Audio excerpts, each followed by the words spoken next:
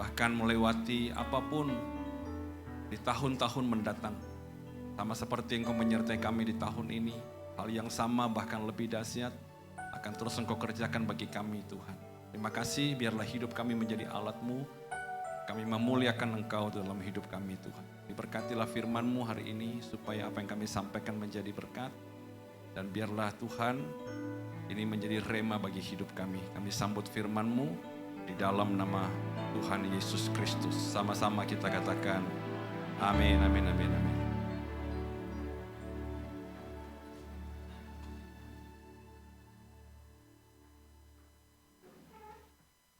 Selamat Natal Bapak Ibu Saudara yang saya kasih dalam Tuhan. Warnanya bagus ya ini ya, hijau merah itu ya. Asal saya jangan sama pohon gitu ya. Agak mirip soalnya saudara, hijau-hijau semua ini. Ya, semalam juga sempat separuh jalan saudara, tapi memang macet luar biasa. Ya, saya bilang sama Ibu Linda, saya bilang ini luar biasa ini jemaat Oikos. Ya, kemarin tidak sampai, kita hajar lagi hari ini ya. Gas terus saudara ya. Tinggal ubah brosur, ubah hari, beres gitu ya. Good, luar biasa saudara ya. Saudara, hari ini kita bicara tentang seputar kelahiran Yesus, tapi ada hal yang saya mau sampaikan buat kita. Bisa ditampilkan? Ya, Jesus is born. Yesus sudah lahir ya, Yesus lahir. Saudara tahu, saudara, peristiwa Natal sebenarnya bukan hanya sekedar peristiwa kelahiran. Ya, kita suka merayakan bersukacita karena kelahiran. Tetapi kisah Natal adalah satu bagian dari seluruh rencana Allah. Jadi Natal itu nggak bisa dipisah dari yang namanya Paskah. Nggak bisa dipisah dari yang namanya kenaikan. Karena kalau Natal dipisah, kita happy-happy saudara. Terus Paskah kita nggak bicara tentang itu, maka Natal nggak ada gunanya. Nah saudara, Natal, peristiwa kelahiran Yesus, itu sebenarnya sedang mengajar kita tentang satu pesan, yaitu apa saudara? Tentang inkarnasi. Jadi dia lahir saudara sebagai manusia, sebenarnya itu adalah sebuah pesan bagi kita bahwa Allah kita berinkarnasi. Nah, kalau kita bicara tentang kelahiran, maka apa bedanya kekristenan dengan agama lain? Semua nabi lahir. Ada juga yang cukup aneh saudara kelahirannya. Tetapi saudara, kalau Natal hanya bicara tentang kelahiran, maka berita ini tidak istimewa. Tetapi tidak satupun nabi di agama lain saudara, atau manusia manapun yang berinkarnasi. Memang ada yang klaim bahwa mereka berinkarnasi, tetapi itu reinkarnasi. Ya, mereka jadi manusia, setelah itu mereka hidup sempurna, kemudian mereka berreinkarnasi. Tapi kita saudara mempercayai bahwa Allah kita adalah Allah yang berinkarnasi saudara. Buktinya apa Pak? Saudara lihat saudara bahwa kelahiran Yesus itu dibuahi oleh Roh Kudus. Bukan antar manusia, bukan daging sama daging. Ya. Dan nubuatan daripada Kristus, jarak nubuatan Mika itu 700 tahun. Jadi kelahiran Yesus ini sudah dinubuatkan sejak 700 tahun yang lalu. Ini menandakan bahwa ini merupakan grand design daripada Tuhan. Dan saudara, Yohanes pernah nuliskan, coba kita lihat saudara. Ini bukti-bukti bahwa kita mempercayai bahwa kelahiran itu bicara tentang inkarnasi. Coba Anda lihat saudara, pada mulanya adalah firman. Oke? Nah, firman itu bersama-sama dengan Allah. Dan firman itu adalah Allah. Jadi kalau kita baca tentang firman itu menjadi manusia dan diam di antara kita, itu berarti dulunya dia bersama-sama dengan Allah karena dia adalah Allah. Nah, firman inilah saudara yang berinkarnasi menjadi manusia. Bapak perhatikan ya, ia pada mulanya bersama-sama dengan Allah. Segala sesuatu dijadikan oleh dia, berarti firman itu adalah Allah. Dan tanpa dia tidak ada satupun yang telah jadi dari segala yang telah dijadikan. Firman itu telah menjadi manusia. Ini inkarnasi. Ya, dan diam di antara kita, dan kita telah melihat kemuliaannya, yaitu kemuliaan yang diberikan kepadanya sebagai anak tunggal Bapa, penuh kasih karunia dan kebenaran. Nah, inilah istimewanya berita Natal, saudara, karena kita sedang berbicara tentang bagaimana Allah yang menjadi manusia. Bukan manusia biasa yang berbuat baik, tapi Allah yang baik ini telah menjadi manusia, diam di antara kita.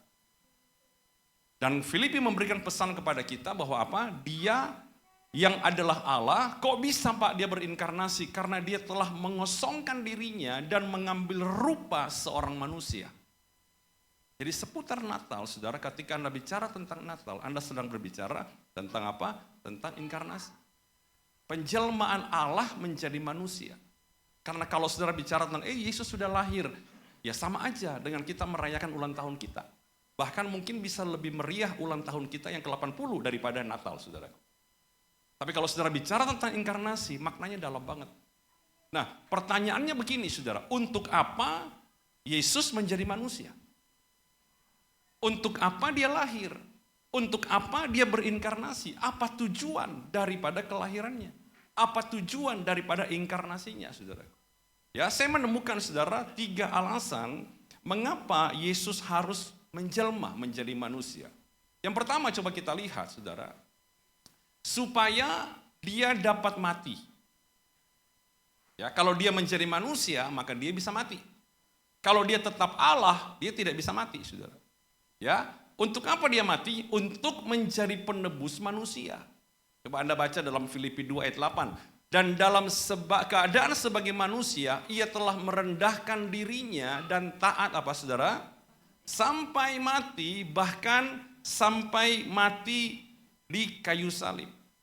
Allah itu adalah roh.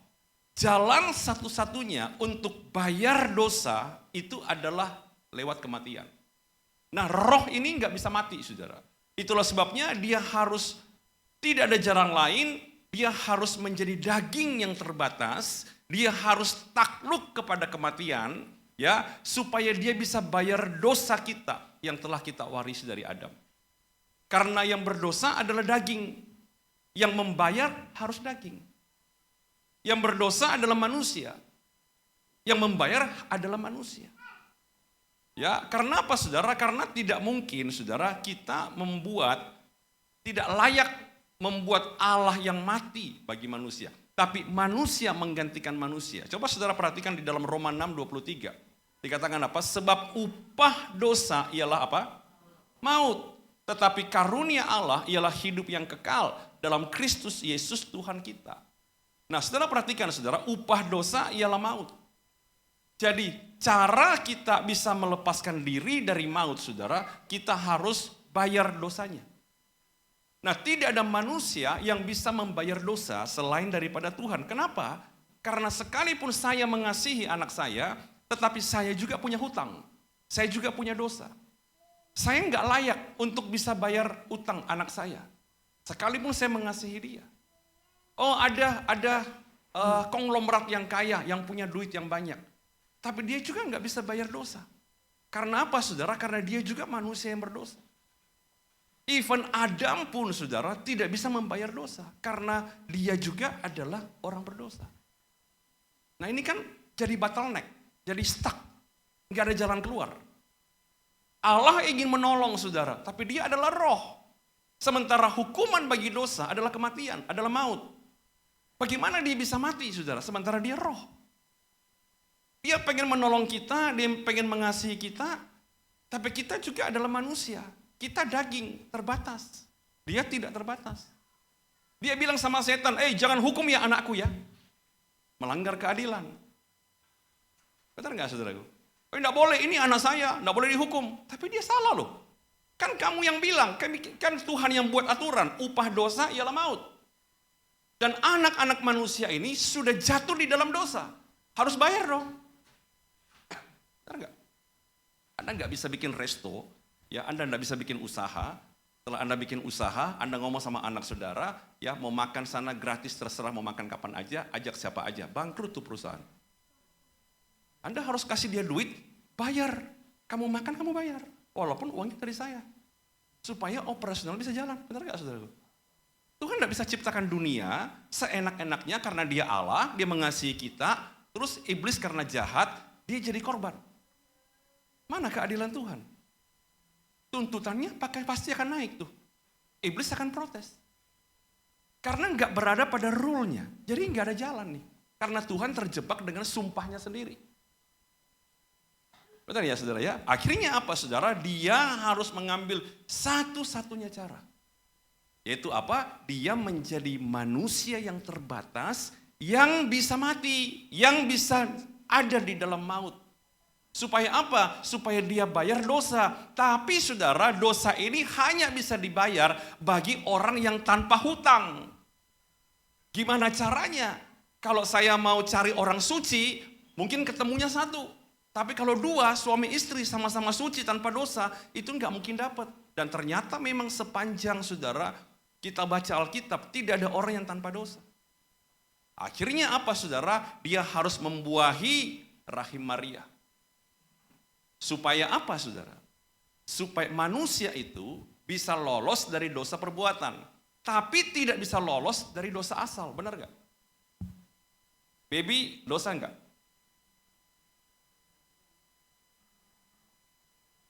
Baby berdosa enggak baby? Oke. Satu jam berdosa enggak? Dosa apa? Dosa asal. Dosa perbuatan? Belum. Anda bisa bilang, saya bertobat nih Pak, saya sudah enggak lakukan lagi. Memang kita enggak lakukan, kita lolos dari dosa perbuatan. Itu amal, itu moral. Tapi dosa asal nggak bisa karena kelahiran kita. Itulah sebabnya benihnya harus ilahi. Supaya manusia Yesus ini, dia tidak berbuat dosa, dan dia tidak berasal dari dosa. Sehingga dia layak menjadi pelunas hutang. Anggap ya saudara ya. Nah itulah sebabnya saudara, dia harus menjadi manusia. Dan kemudian saudara, dia kemudian menjadi dosa karena kita. Iblis menuntut kepada manusia, kamu yang bisa bayar, oke, kamu bayar. Dia mati saudara, dan kita dibayar hutang kita bebas dari dosa, kita bebas dari hutang, dia menjadi dosa karena kita. Buktinya apa Pak? Di kayu salib saudara, Bapak meninggalkan dia. Eli, Eli lama sabatani, kenapa engkau meninggalkan aku? Dan kenapa menjadi berat ketika dia harus meminum cawan di Getsemani? Karena ketika itulah pertama kalinya dia harus terpisah dari bapaknya. Kok bisa terpisah? Yesaya 62. Yang menjadi pemisah antara engkau dan Allahmu ialah apa? Segala dosa dan kejahatan. Kenapa kita terpisah daripada Bapa? Karena dosa Adam. Nah harus ada yang menjamin, ada yang menjadi pintu, ada yang menjadi jalan. Makanya setiap orang dapat sampai kepada Bapa hanya melalui aku. Karena dia menjadi perantara. Ya saudara ya. Nah jadi kalau saudara bilang kenapa harus ada Natal? Supaya kita mengingat bahwa Allah yang esa itu, Allah yang hebat dan kudus itu, dia harus lahir sebagai manusia. Dia harus bisa berinkarnasi supaya dia bisa menebus kita. Apakah tidak bisa ditebus dari sudut pandang Allah? Nggak bisa. Karena dia roh, nggak bisa mati. Dia harus menjadi manusia. Ya. Nah yang kedua saudara, yang kedua coba kita lihat. Supaya dia dapat memberikan teladan untuk kita ikuti. Ya ini tidak kelihatan ya. Coba kita lihat deh. 1 Yohanes 1 ayat 1 sampai 2, apa yang telah ada sejak semula, yang telah kami dengar, yang telah kami lihat dengan mata kami, yang telah kami saksikan dan yang telah kami raba dengan tangan kami tentang firman hidup itulah yang kami tuliskan kepada kamu. Hidup itu telah dinyatakan dan kami telah melihatnya. Dan sekarang kami bersaksi dan memberitakan kepada kamu. Ini adalah tulisan dari Yohanes. Surat Yohanes. Ya, Yohanes itu menulis Injil Yohanes. Ya, Injil ada 4, Matius, Markus, Lukas, Yohanes. Kisah Rasul tidak masuk Injil. Kenapa dibilang Injil? Karena Injil adalah disaksikan dan dituliskan. Dialami dan diceritakan. Itu Injil. Jadi saudara, Matius, Markus, Lukas, Yohanes adalah saksi mata.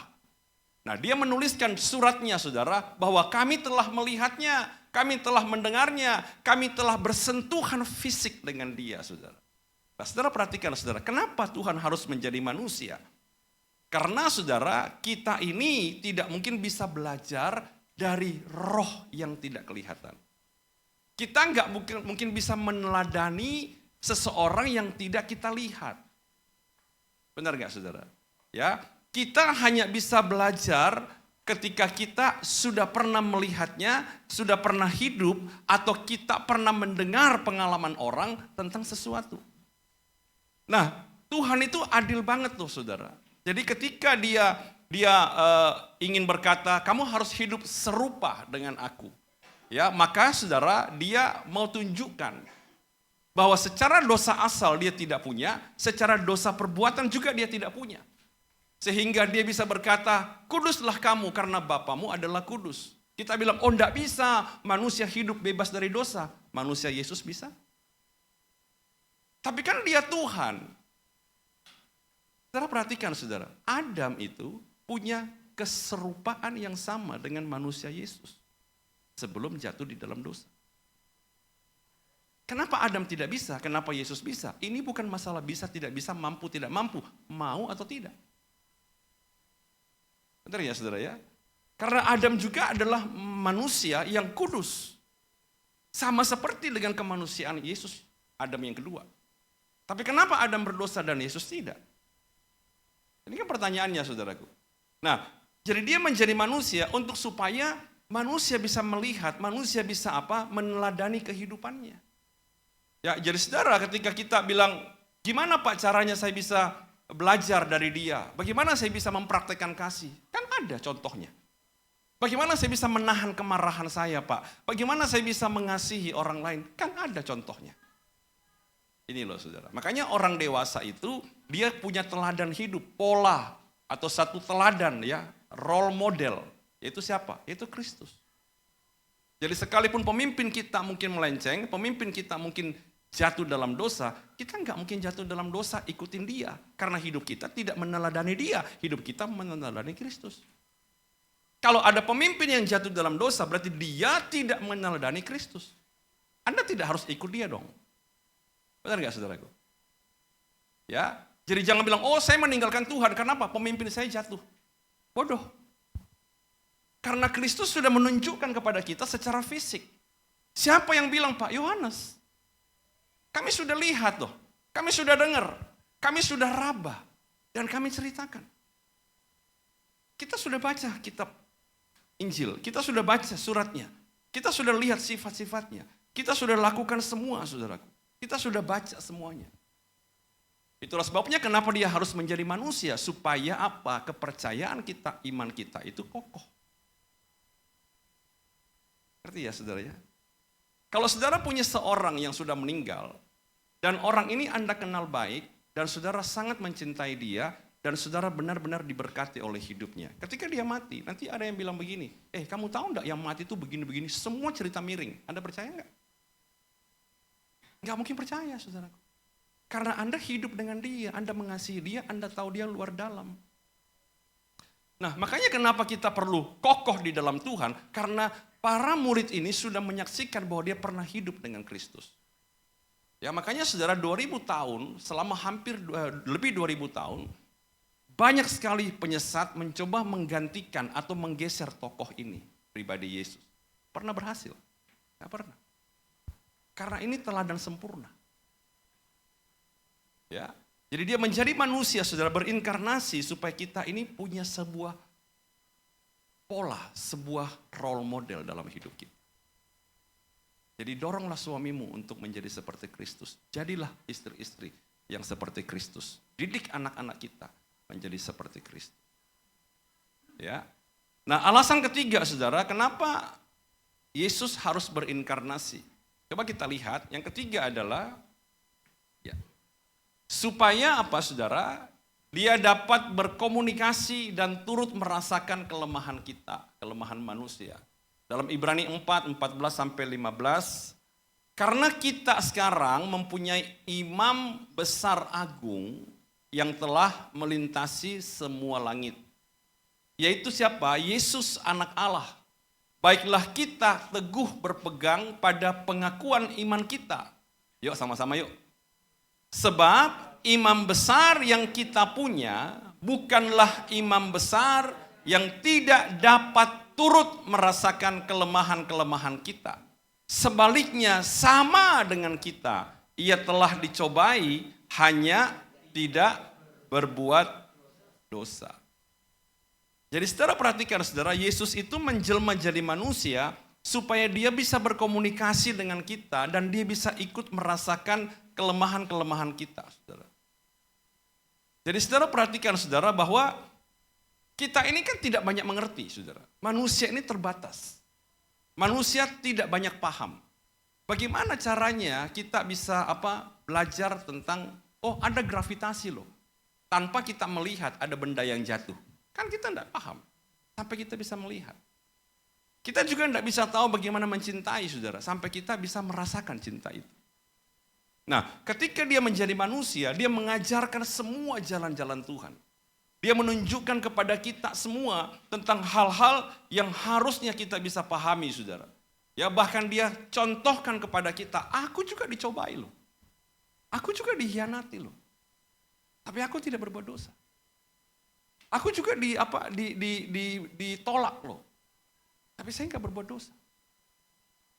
Ya, jadi saudara, dia menunjukkan kepada kita supaya dia bisa berkomunikasi dengan kita, dia bisa ajak kita untuk menuju kepada jalan yang benar. Dia bisa ajarkan kepada Petrus, kepada orang yang spontan ini, orang yang beringas ini saudara, ya, yang menyimpang jauh, ya, yang up and down, diajarin, nih ayo ikut aku. Ya, dia ajar apa saudara? Diajar pikul salib, diajar sangkal diri. Dia menemani. Dia nggak paksa. Saya kan pernah cerita sama saudara. Mungkin di sini saya pernah khotbahin. Bahwa ketika Yesus itu memanggil para muridnya setelah kebangkitan. Ayo, di sini ada makanan nih.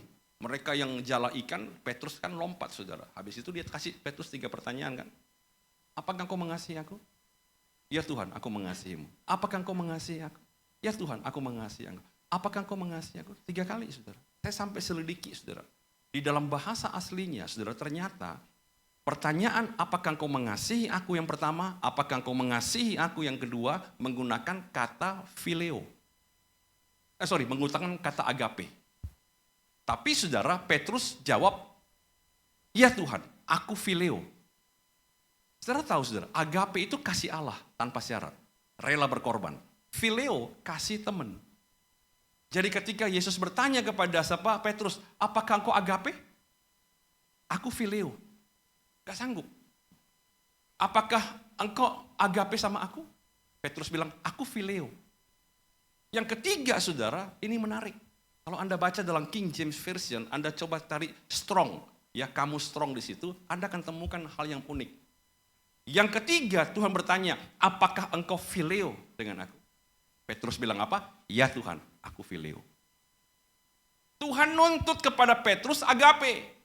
Tapi Petrus nggak sanggup ke agape, dia bilang kita hanya hubungan pamrih. Aku belum sanggup berkorban tanpa syarat. Tuhan turun saudara, sederajat dengan Petrus untuk beritahu dia tentang kasih. Dan Anda tahu kisah hidup Petrus di akhir hidupnya. Dia disalibkan saudara, dan dia minta terbalik, aku nggak layak. Dia disuruh nyangkal Tuhan, dia nggak mau. Dia berhasil sampai di level agape. Tuhan. Jadi saudara perhatikan saudara, dia bisa berkomunikasi, dia bisa tahu saudara. Dia nggak pernah maksa kita, kamu harus sampai sini saudara. Dia menuntun kita seperti gembala. Dia membawa kita untuk bisa mengerti saudara. Jadi kalau saudara bilang begini, Pak Tuhan tidak memahami saya, Tuhan tidak tahu bagaimana sakitnya saya. Apa yang Tuhan tidak rasakan? Saya mau nanya sama saudara. Ada nggak yang Anda rasa, Tuhan nggak rasa? Selama hidupnya. Ya, coba kita lihat saudara. Dia disiksa, dipukuli, dia disalibkan. Suamiku Pak KDRT, Aku dipukuli Pak, dilempari obeng, banyak saudara. Aku enggak tahan nih Pak, Tuhan tidak perhatikan saya. Anda pernah disalib? Di rumah tangga? Apakah saudara pikir Tuhan enggak tahu? Ketika saudara biru mata saudara dihantam suami. Tuhan rasa saudara. Anda jangan pikir bahwa Tuhan enggak perhatiin. Tuhan rasa. Saudara bilang, Pak saya sakit Pak. Sakit nih Pak. Ya mungkin saudara kena penyakit mematikan ya atau kanker atau apa. Aduh Pak sakit Pak, udah benar-benar enggak bisa tidur. Fisiknya dia hancur lebur loh. Dicambuk 40 kurang 1, 39. Dengan cambukan yang apa?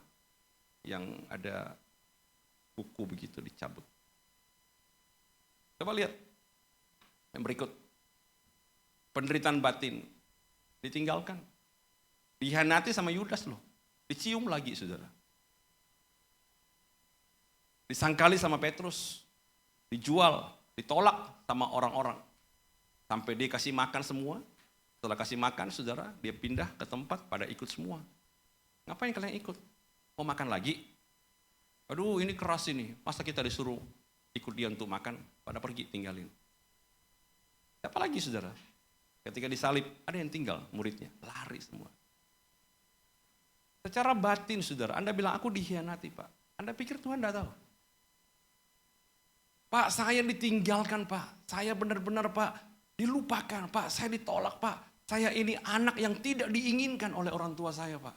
Ya koko saya paling disayang, saya ini kayak anak buangan Pak.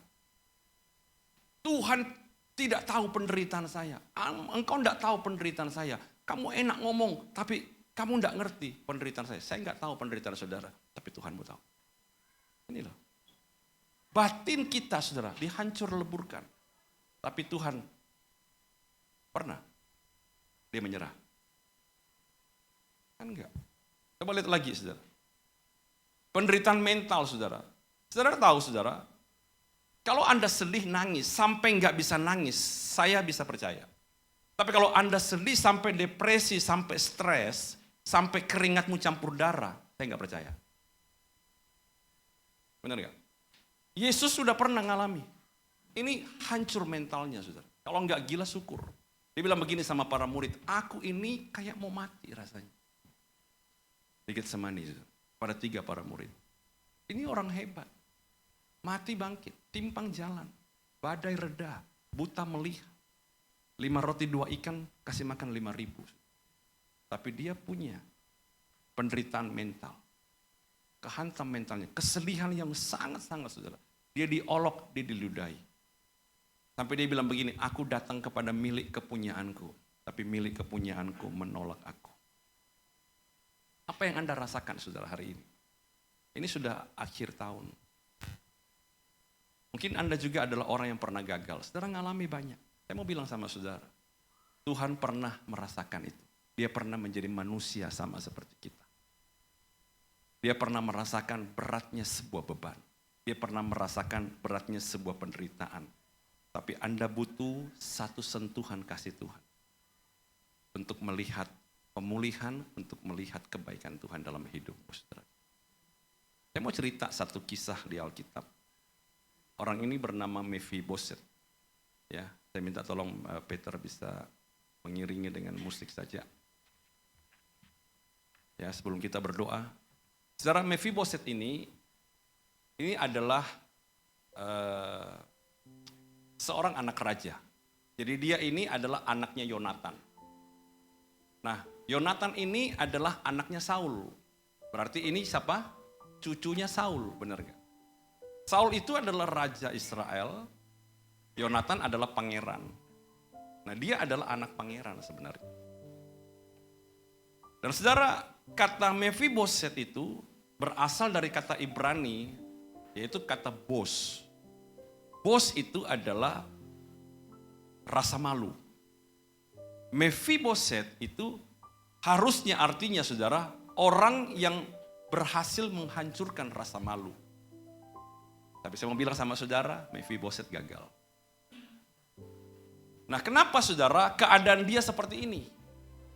Dia ini timpang, satu lumpuh kakinya. Padahal dia anak raja, anak pangeran. Dan saudara, kalau Anda baca di Alkitab, Anda akan menemukan nama tokoh, nama tempat, nama bulan, itu semua punya makna. Ya, makanya ada arti, Mephiboset itu ada artinya. Nah, Mephiboset ini, saudara, adalah nama kedua. Kalau Anda baca di Alkitab. Nama yang diberikan Yonatan papanya adalah Meribaal, penghancur berhala. Tapi dia berakhir di Mephiboset. Angan-angan papanya, cita-cita papanya, kamu jadi orang hebat. Tapi kenyataan hidup, jadi orang lumpuh. Nah, karena dia lumpuh saudara, akhirnya dia tinggal di sebuah tempat yang bernama Lodebar. Lodebar ini kalau Anda baca, coba diklik sekali. Lodebar ini saudara dalam 2 Samuel 9, 1-5. Arti dari Lodebar adalah without order, tidak ada yang memerintah. Ya, jalan sendiri-sendiri. Disorderly, cacat. Ya, no leader, tidak ada yang mimpin. Pemberontak, tidak ada gembala. Tidak ada padang rumput. Ya, gagal. Penuh dengan kebohongan. Nah, kota Lodebar, saudara, itu bukan kebetulan diberi nama Lodebar. Karena Lodebar ini, saudara, adalah satu kota di mana di situ kumpul orang-orang yang terbuang. Kumpul orang-orang yang tidak terampil. Kumpul orang-orang yang tidak berpendidikan. Kumpullah para penjahat. Karena mereka itu adalah sebuah kota kumuh yang lama-lama tambah bergeser dari masyarakat. Jadi mereka adalah kaum marginal. Nah, disitulah siapa? Mephiboset tinggal. Kita mungkin bilang begini, saudara. Kenapa dia harus ada di Lodebar? Saudara pernah tahu, saudara? Ketika itu, dia umur 5 tahun. Terjadi perang dingin, perang saudara antara pasukan Daud dan pasukan Saul dan orang Filistin. Akhirnya apa, saudara? Musuh ini mengejar siapa? Mengejar Saul, mengejar Yonatan, mengejar semua anak raja. Kalau ketemu anak raja dibunuh, saudara.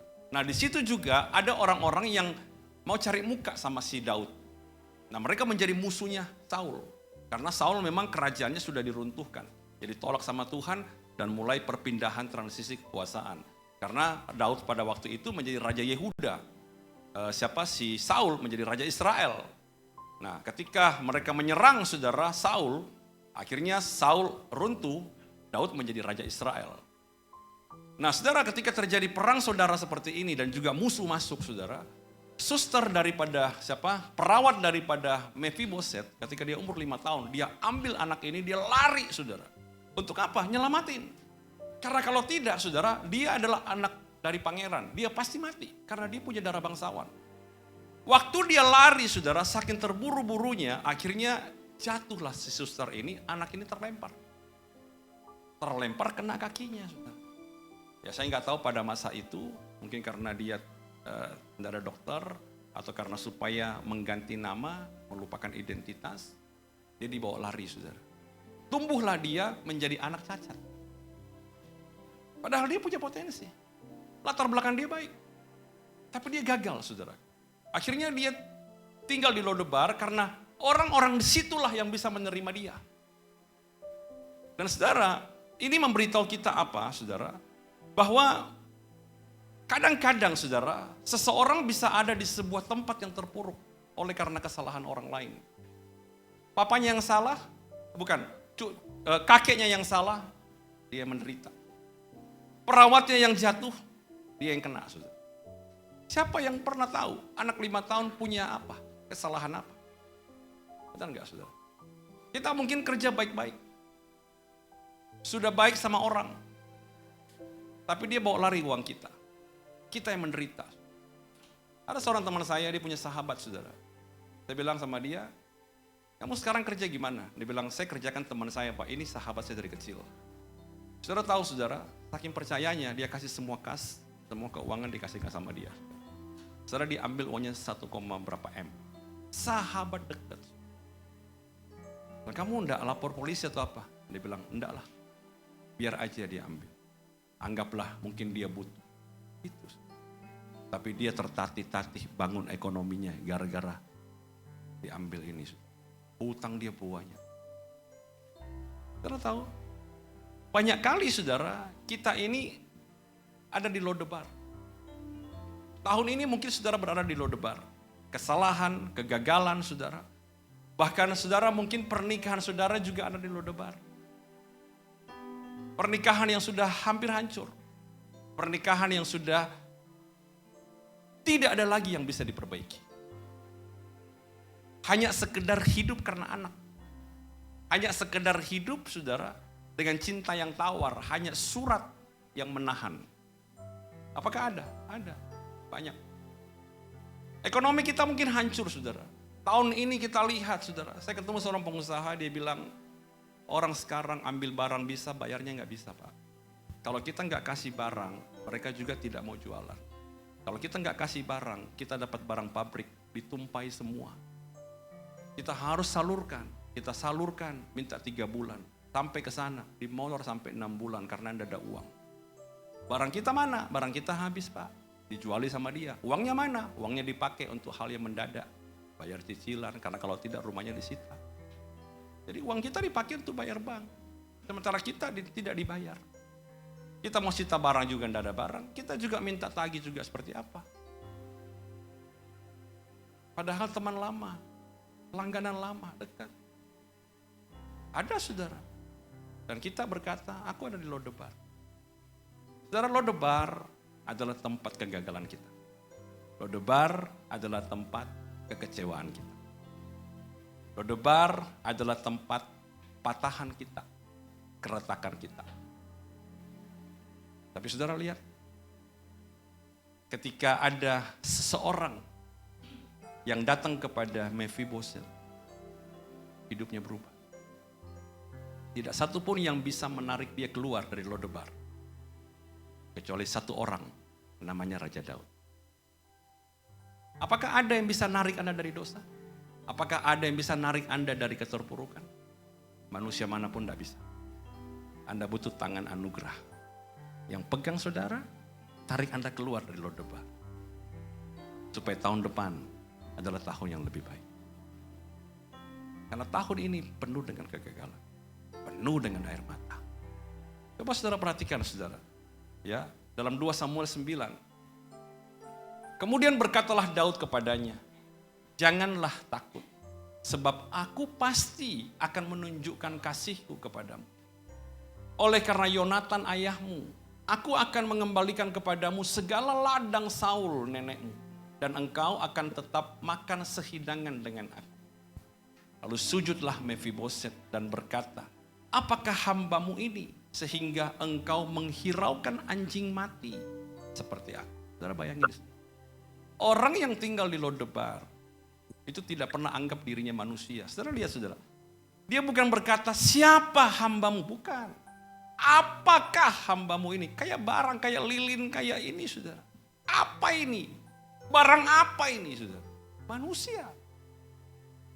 Kita sudah merasa sudah nggak ada apa-apa. Patah hati, trauma, sedih, kecewa. Itu akibat dari Lodebar.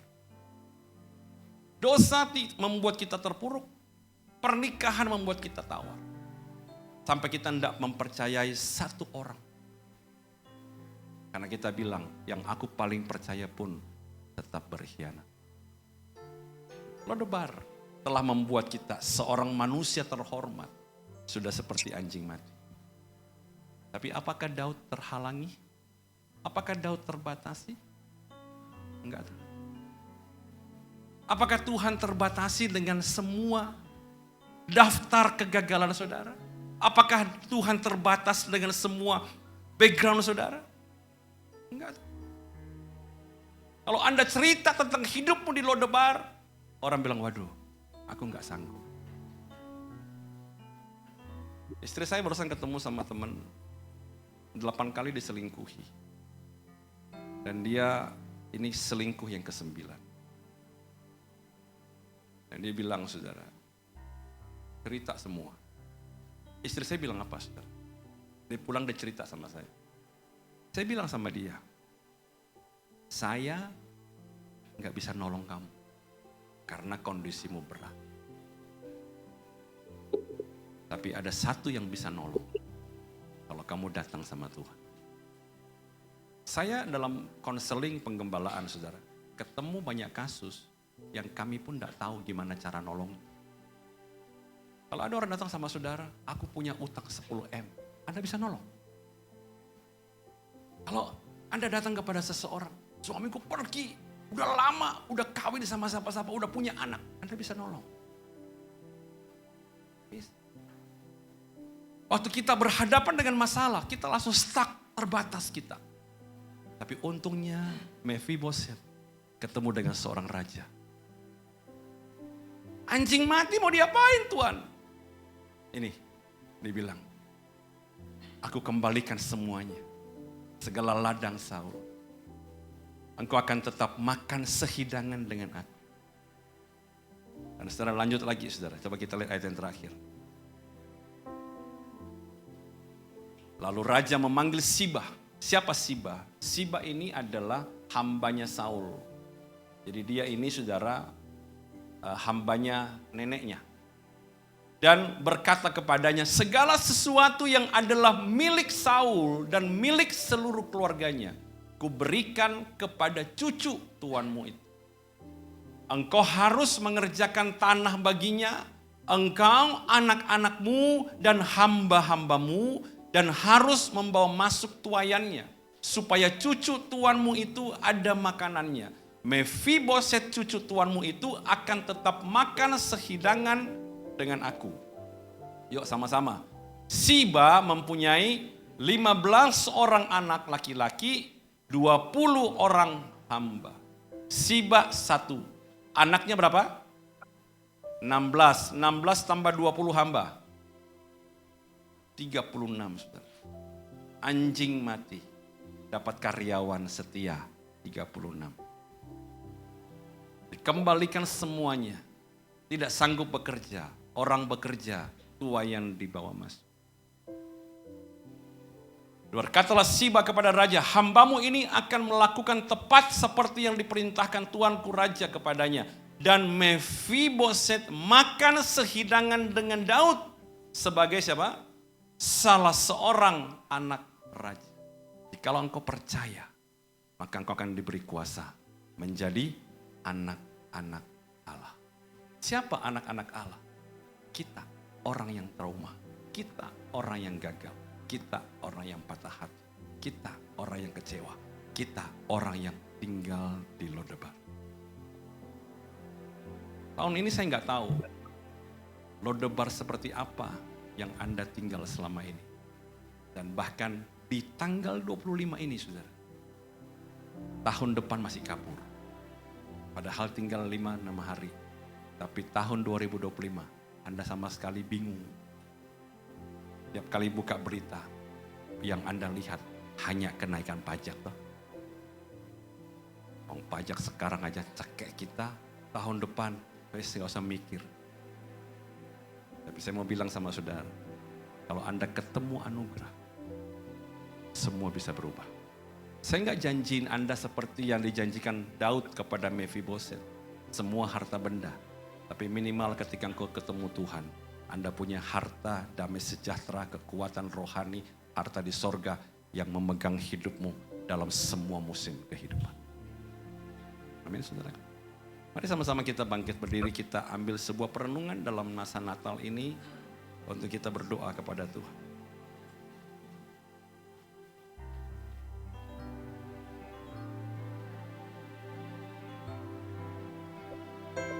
Haleluya, haleluya. Thank you, thank you. Yesus pegang erat tanganku, ku tak dapat hidup di luar kasih-Mu. Bapa, jangan tinggalkan aku, Engkau alasan selamaku hidup.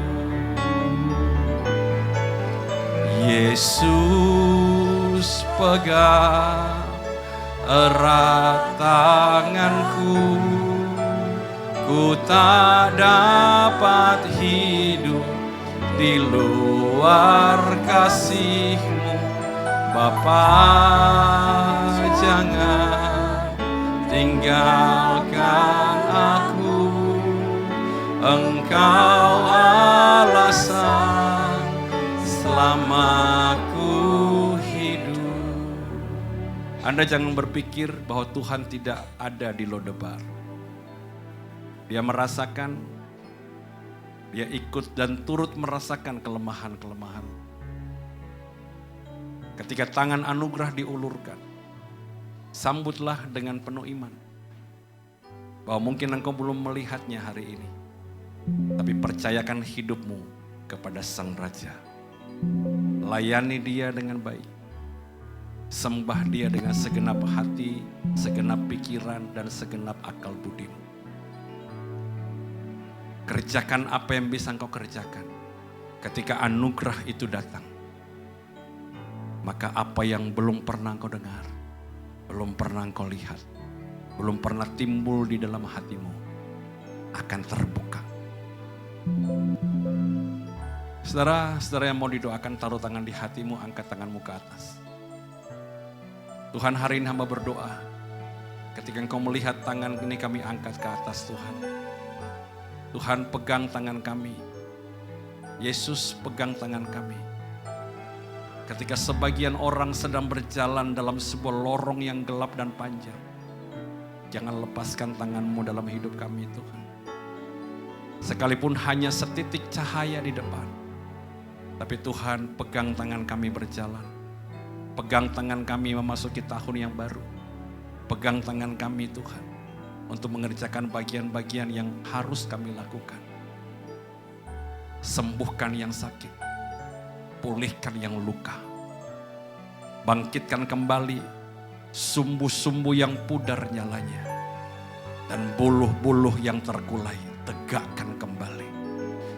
Supaya mulai hari ini Tuhan, kami tidak tetap ada di Lodebar kami. Kami keluar dari sana karena kami dipanggil oleh seorang raja. Raja yang baik, raja yang memulihkan kami. Di dalam nama Yesus, di dalam nama Yesus, di dalam nama Yesus. Semua pengkhianatan yang kau rasakan, jangan buat engkau pahit. Semua kekerasan yang kau alami, bawa sama Tuhan. Banyak diam, berdiam diri dan bertelut di kaki Tuhan. Firman Tuhan pernah berkata, marilah kepadaku, hai kamu yang letih lesu dan berbeban berat. Aku akan berikan kelegaan kepadamu. Ketika beban dan sampah-sampah engkau kasih ke orang, dia enggak akan kuat. Ketika beban dan trauma kesalahan engkau kasihkan ke suamimu, dia enggak akan kuat.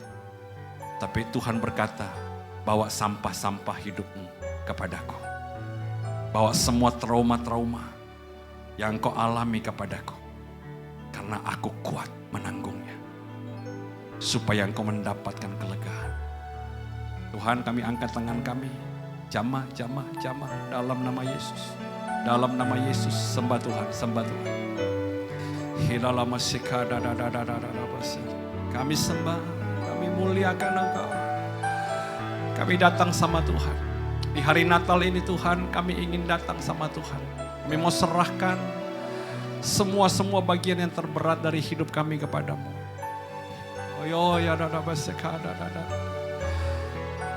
Terima kasih Tuhan, terima kasih. Yesus pegang erat tanganku, ku tak dapat hidup di luar kasih-Mu. Bapa, jangan tinggalkan aku, Engkau alasan selama ku hidup. Engkau alasan selama ku hidup. Engkau alasan selama ku hidup. sembah dan saya serahkan kepada Ibu Linda.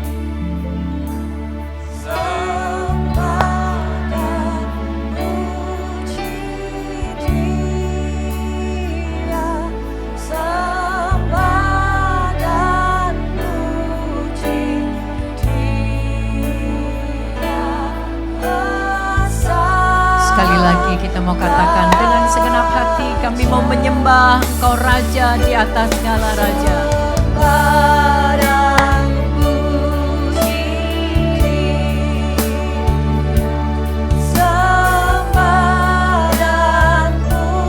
Sembah, kami sembah Engkau Raja di atas segala raja.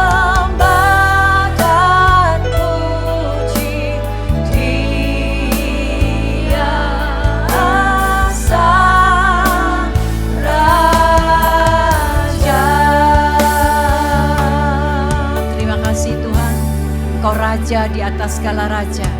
Dan bukan sekedar nyanyian pujian, tapi kami mau tunjukkan dalam setiap langkah hidup kami bahwa sesungguhnya Engkau Raja yang diam di dalam setiap hidup kami. Dalam nama Yesus kami mengucap syukur. Haleluya. Amin. Silakan duduk saudara. Puji Tuhan.